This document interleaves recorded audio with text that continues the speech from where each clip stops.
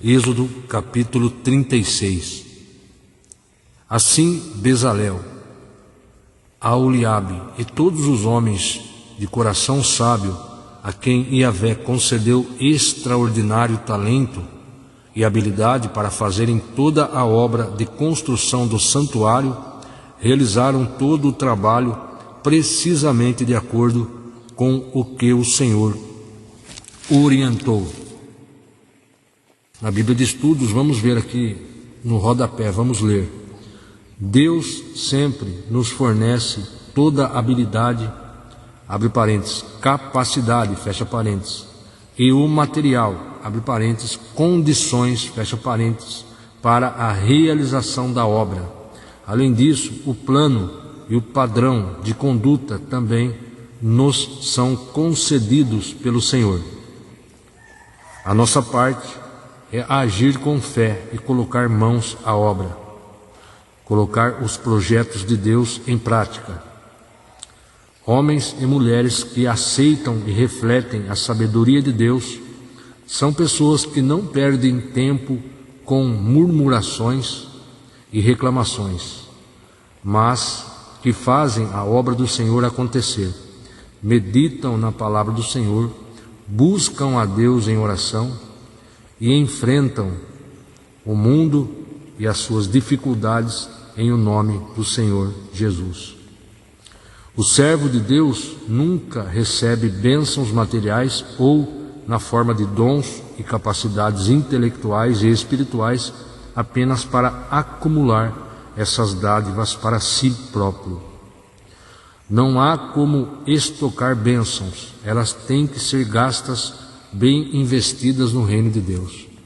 O servo deve dividir todas as suas bênçãos com seus próximos, a fim de multiplicar alegrias no reino e louvar a Deus, transmitindo aos outros tudo o que Deus recebeu, sua consolação, seja de instrução, transmitindo aos outros tudo o que de Deus recebeu, seja consolação, 1 Coríntios 1, 3 ao 5, seja instrução, 1 Coríntios 9, 6, 18, João 9, 4, 5.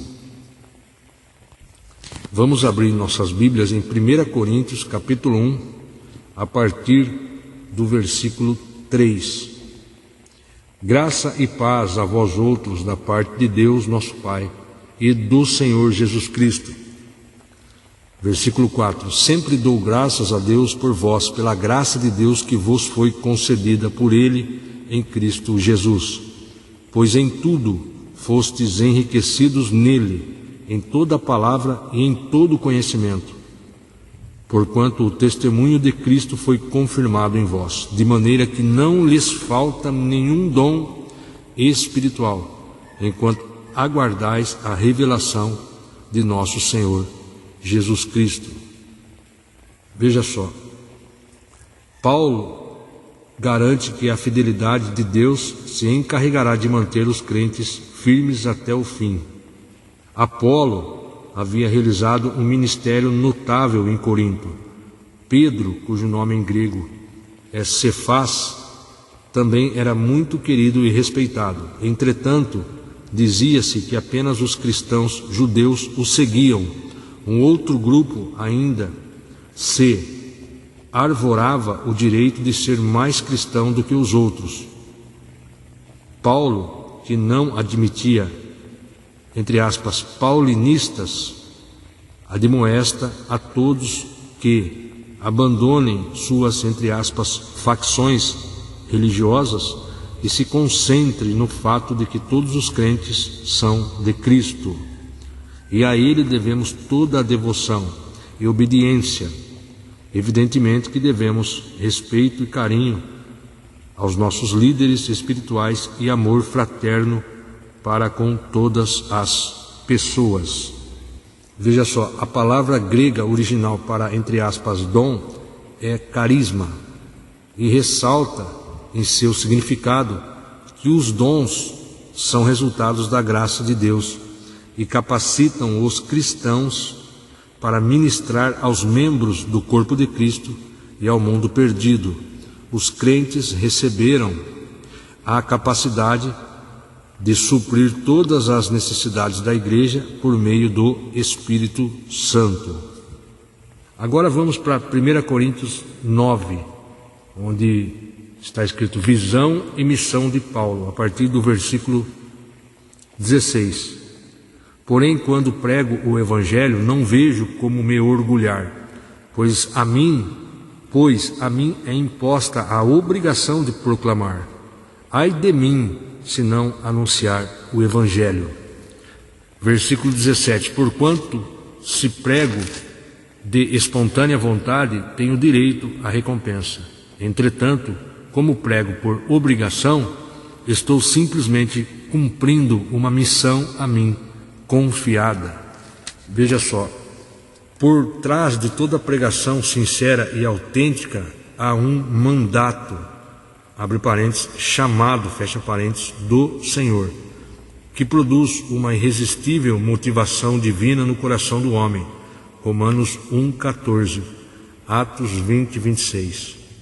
Paulo alimentava entre aspas, santo orgulho de não depender das ofertas dos irmãos para sua sobrevivência, ainda que reivindicasse esse tipo de atitude cristã e generosa em benefício de todos aqueles que trabalhavam a serviço do reino e dos irmãos nas igrejas.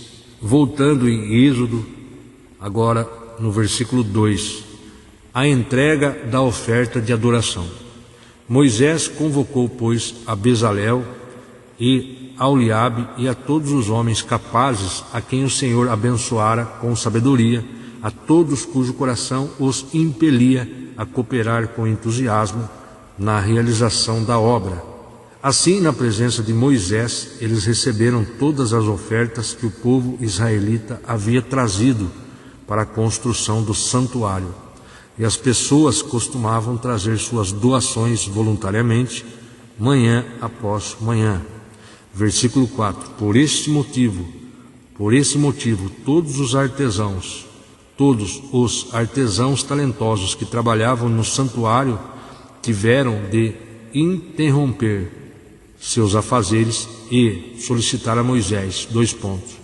Vede, o povo está trazendo muito mais do que o necessário para realizar a obra que Yahvé ordenou que se fizesse. Na outra versão da Almeida Revista Corrigida está escrito, versículo 5. E falaram a Moisés dizendo, 2 pontos, o povo traz muito mais do que basta para o serviço da obra que o Senhor ordenou se fizesse. Vamos ler 1 Coríntios 8, onde vai nos dizer acerca dos alimentos oferecidos aos ídolos. Veja só, versículo 2. A pessoa que imagina conhecer alguma coisa ainda não tem a sabedoria que necessita. Repito, a pessoa que imagina conhecer alguma coisa ainda não tem a sabedoria que necessita. Todavia, quem ama a Deus, este é conhecido por Deus. Vejamos, ser, entre aspas, conhecido por Deus é sentir o seu amor, a sua presença e bênçãos espirituais. Gálatas 4, 8, 9, 1 João 4, 7, 8. Os coríntios haviam escrito a Paulo perguntando sobre como agir em relação às carnes que sobravam dos sacrifícios oferecidos nos altares pagãos e eram comidas pelos sacerdotes e pelos ofertantes, junto com amigos e parentes, em festas públicas no templo ou vendidas no mercado. Alguns cristãos não viam problema em comer esse tipo de carne, até porque era difícil saber qual parte da carne fora sacrificada. Outros já acusavam sérias dificuldades de consciência e medo de estarem pecando contra o Senhor. Veja só, o cristão maduro sabe que seus conhecimentos são limitados e que somente o Senhor conhece tudo e todos. Somente o Senhor conhece tudo e todas as pessoas. E todos. Romanos 11, 33 ao 36. Por isso, deve tratar com amor e paciência seus irmãos mais fracos ou novos na fé. A cultura greco-romana, com seu culto aos deuses pagãos, permeava a vida de todos os povos antigos pelo Império. Atos 17 e 16. Esses conceitos culturais e religiosos influenciam nossa sociedade até os dias de hoje. Sem a bênção do amor divino, em grego, ágape, o conhecimento é estéril e antissocial. 1 Coríntios 13. Então, sem a bênção do amor de Deus, o conhecimento é estéril e antissocial. Voltando em Êxodo, dando continuidade agora no versículo 6. Então ordenou Moisés, e sua orientação foi proclamada em todo o acampamento, dizendo, : nenhum homem ou mulher deverá fazer mais objeto algum para ser oferecido à construção do santuário. E dessa maneira o povo foi impedido de trazer mais contribuições. Versículo 7. Porquanto o que já haviam recebido era mais que suficiente para realizar toda a obra, e sobejava. Na outra versão, porque tinham material bastante para toda a obra que havia de fazer-se, e ainda sobejava. Continuando, a construção da tenda de Deus. Versículo 8. Os artistas mais talentosos e habilidosos dentre todos os que trabalhavam na obra levantaram o tabernáculo com 10 cortinas internas de linho fino trançado e de fios de lã azul celeste, púrpura, escarlate e carmesim, com figuras de querubins bordados sobre eles. O comprimento de cada cortina era de 12 metros e 60 centímetros e 1 metro e 80 centímetros de largura, uma única medida para todas as cortinas internas. 5 cortinas eram ligadas uma à outra, e as outras 5 eram também ligadas uma à outra. Versículo 11. Fizeram laçadas de lã azul celeste ao longo da borda da última cortina interna do primeiro conjunto de cortinas internas, fazendo o mesmo com o segundo conjunto. Versículo 12. 50 laçadas fizeram numa cortina e 50 na outra cortina, na extremidade do segundo conjunto. As laçadas eram contrapostas uma à outra. Versículo 13. Depois fizeram 50 ganchos como colchetes de ouro, com os quais prenderam as cortinas uma à outra, e o tabernáculo passou a ser um todo uniforme. Fizeram também um total de 11 cortinas internas de pelos de cabra, para servirem de cobertura para a tenda de Deus, o tabernáculo. As 11 cortinas internas tinham as mesmas medidas, 13 metros e meio de comprimento, por 1 metro e 80 centímetros de largura. Juntaram à parte 5 cortinas entre si, e de igual modo as 6 restantes. Versículo 17. E fizeram 50 laçadas em torno da borda da última cortina interna do outro conjunto. Fizeram também 50 colchetes de bronze para prender as duas peças uma na outra, a fim de formarem uma só cobertura. E confeccionaram mais uma cobertura de peles de carneiro tingidas de vermelho, e em cima dessa colocaram outra cobertura feita de peles finas. Continuando, as tábuas em forma de esquadrias. Versículo 20. Fizeram ainda para o tabernáculo armações com tábuas de madeira de acácia, a fim de colocá-las em posição vertical. Versículo 21. Cada armação tinha 4,5 metros de comprimento por 70 centímetros de largura, com 2 encaixes paralelos um ao outro. Assim todas as armações do tabernáculo foram feitas com tábuas de madeira de acácia.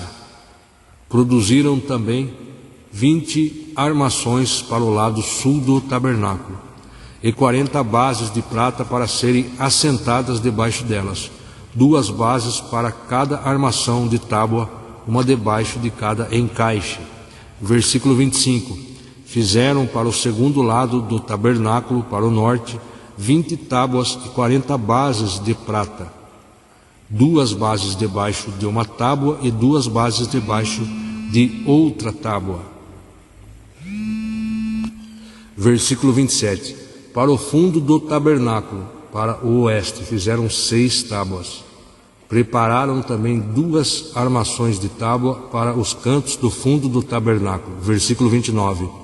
Eram geminadas desde a parte inferior até a parte mais elevada, fixadas numa só argola, ambas confeccionadas do mesmo modo.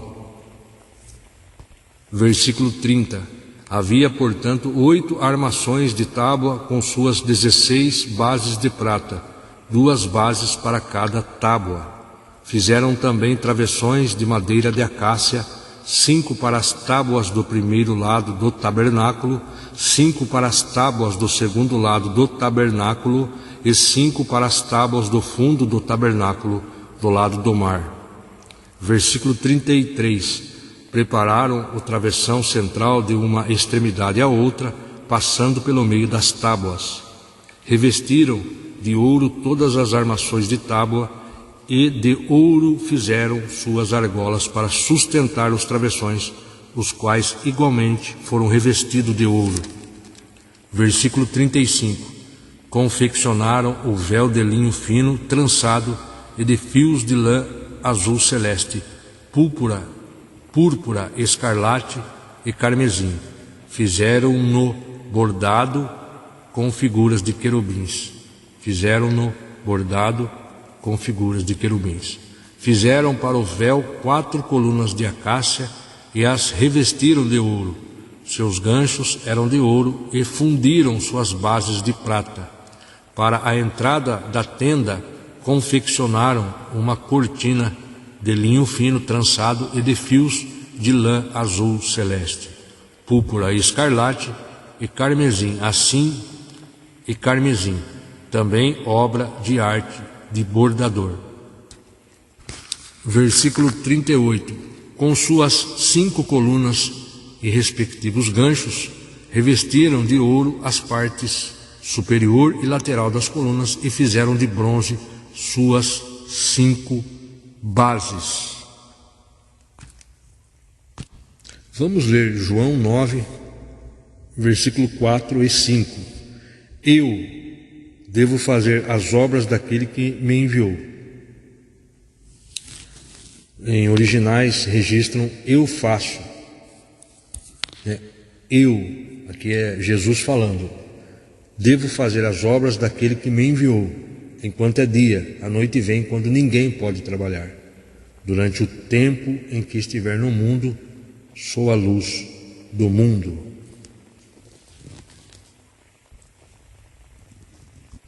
Nós vimos que é Deus, é Ele que sempre nos fornece toda a habilidade e o material necessário, as condições para a realização da obra. Além disso, o plano e o padrão de conduta também nos são concedidos, nos são dados, nos são entregues pelo Senhor. Tudo vem do Senhor. A nossa parte é agir com fé, confiança e colocar mãos à obra, colocar os projetos de Deus em prática. Homens e mulheres que aceitam e refletem a sabedoria de Deus são pessoas que não perdem tempo com murmurações, reclamações, mas fazem a obra do Senhor acontecer. Qual que é a obra do Senhor acontecer? Meditam na palavra do Senhor, meditam dia e noite, buscam a Deus em oração e enfrentam o mundo e as dificuldades em nome do Senhor Jesus. Também lemos que o servo de Deus nunca recebe bênçãos materiais ou na forma de dons e capacidades intelectuais e espirituais apenas para acúmulo próprio. apenas para acumular essas dádivas para si. Não, não há como estocar bênçãos, não há como fazer estoque de bênçãos materiais ou espirituais. Elas têm que ser gastas, bem investidas no reino de Deus. O servo deve dividir todas as suas bênçãos com seus próximos, a fim do quê? A fim de multiplicar alegrias no reino e louvar a Deus, transmitindo aos outros tudo o que de Deus recebeu. Tudo o que de Deus tem recebeu, seja consolação, 1 Coríntios 1, 3, 5, que nós lemos, seja de instrução, 1 Coríntios 9, 16, 18 e João 9, 4, 5, que acabamos de ler. Na Bíblia Almeida Revista Corrigida, versículo 4 de João 9 está: convém que eu faça as obras daquele que me enviou, enquanto é dia, a noite vem quando ninguém pode trabalhar. Enquanto estou no mundo, sou a luz do mundo. Vamos ler também João 4, a partir do versículo 32. Mas ele lhes disse: tenho um alimento para comer que vós não conheceis, que é Jesus falando. Versículo 33. Então os discípulos disseram uns aos outros: será que alguém lhe teria trazido algo para comer? Versículo 34. Explicou-lhes Jesus, 2 pontos. A minha comida consiste em fazer a vontade daquele que me enviou e consumar a sua obra. Não dizeis vós, ainda há 4 meses até a colheita? Eu, porém, vos afirmo, 2 pontos. Erguei os olhos e vede os campos, pois já estão brancos para a colheita. Aquele que ceifa recebe o seu salário e colhe fruto para a vida eterna. E assim se alegram juntos o semeador e o ceifeiro. Dessa forma é verdadeiro o ditado: um semeia e outro colhe. Versículo 38. Eu vos enviei para ceifar o que não plantastes. Outros realizaram o cultivo e vós usufruístes do labor deles.